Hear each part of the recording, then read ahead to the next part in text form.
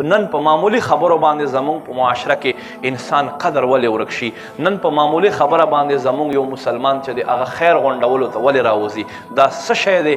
دا چې زمونږ مسلمان ضمیر مړ شوی دی، ضمیر مو مړ شوی دی. مونږ هر انسان خپل ځان پورې محدود یو، د بل چا خیال نکو، د بل مسلمان فکر نکو، د بل مسلمان احساس مونږ سره نشته، بل مسلمان جذبات مونږ قدر نکو، د بل مسلمان مونږ حالاتو قدر نکو.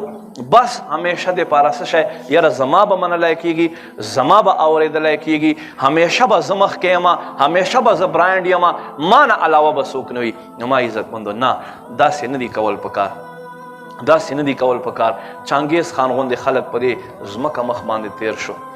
چانګیز 1 کروڑ نه زیات خلک وجلی دي، څه په خپله څه په خپل حکم سره په ځمکې مخ باندې 1 کروڑ نه زیات خلک د وجلی دي. خو نن د چانګیز خان قبر پته هم نشته دی چې چېرته دی او چېرته نه دی. داسې خدای پاک ورک کړو. نو دنیا کې څوک هم چې ظلم کوي هغه نه پاته کېږي. نبی علیه الصلاة والسلام یو حدیث شریف حضرت وهب بن منبه رحمت الله علیه فرمان ذکر کوي.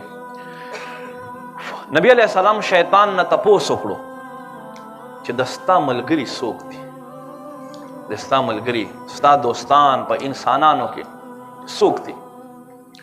وایي په انسانانو کې ظالم بادشاه زما دوست دی، په انسانانو کې د مور او پلار نافرمانه سړی زما دوست دی، شرابي زما دوست دی، زناکار زما دوست دی، هغه سړی چې علل اعلان ګناه کوي دا زما دوست دی، هغه سړی چې ظلم کوي دا زما دوست دی، هغه سړی چې خپلو خپلوانو سره قطع رحمي کوي دا زما دوست دی، او هغه سړی چې د کاڼي په شان سخت زړه ساتي دا زما دوست دی. وایي ستا دشمن څوک دی؟ وایي د دې مخالف عادل باچا، رحم دل باچا زما انتهایی کلک دشمن دی، خپلو خپلوانو سره تعلق لرونکی دا زما انتهایی دشمن دی، خپل جبه نرمه استعمالونکی، همیشه د پاره په خپل جبه باندې خواږه الفاظ ږدونکی دا زما انتهایی سخت دشمن دی.